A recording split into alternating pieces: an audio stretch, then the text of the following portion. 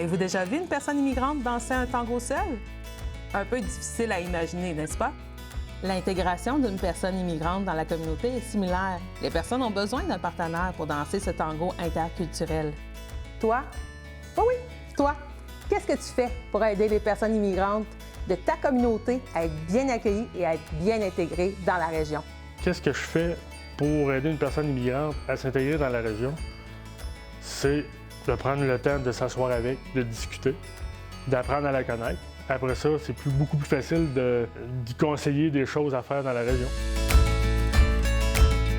Notre équipe était vraiment heureuse d'accueillir des travailleurs étrangers. Donc, on a travaillé ensemble et puis on a déterminé qu'on voulait donner un parrain aux travailleurs étrangers qui allaient rentrer.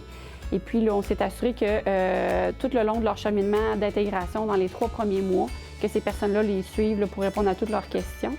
Et puis, on a aussi le département des ressources humaines, bien entendu, et toute l'entreprise qui était présente pour les supporter, pour s'assurer qu'ils ne se sentent pas seuls dans ce grand changement de vie. Une anecdote avec une personne immigrante, je dirais vite comme ça, l'utilisation des termes et des expressions différentes qui font en sorte qu'on peut avoir un point d'interrogation dans notre visage, autant nous versus la personne immigrante, puis prendre le temps après ça de s'expliquer dans d'autres termes pour réussir à être sur la même longueur d'onde.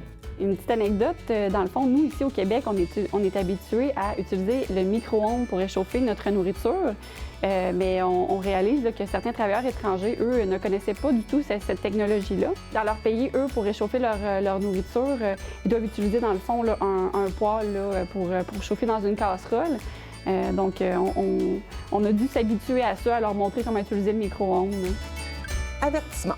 Lorsque vous invitez une personne immigrante, le mot « inviter » implique que vous payez les frais encourus. Validez votre compréhension mutuelle pour éviter les malentendus. Pour apprendre nos us et nos coutumes, les personnes immigrantes ont besoin de nous. Embarquez dans la danse. Pour plus d'informations sur ce que peut vivre une personne immigrante en s'établissant dans notre région, consultez la capsule « Le choc culturel des nouveaux arrivants ». Merci à Mathis pour sa participation à la réalisation de cette capsule.